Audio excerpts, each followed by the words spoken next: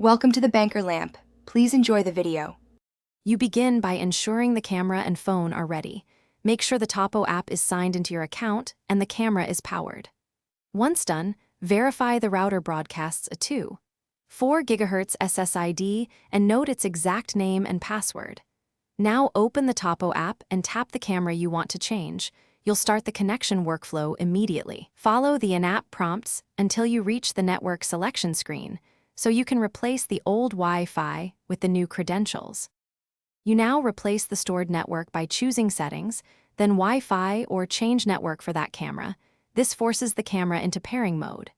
Choose the correct 2.4 GHz SSID from the displayed list and type the password exactly, because one wrong character stops the link.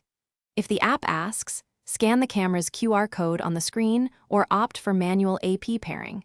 Both achieve the same result. Stay close to the camera while it applies the new settings to avoid interruptions. Finish by waiting for the app to report the camera as connected, then open Live View to confirm video and motion settings work. If the camera fails to connect, power cycle the router and camera, then try the change network flow again. Transient interference often resolves with a reboot. If problems persist, perform a factory reset on the Tapo C500 and repeat the pairing steps.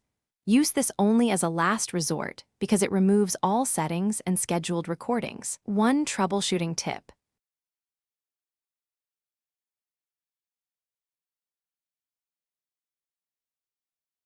Thanks for watching. If this was helpful, leave a like and consider subscribing. See you next time.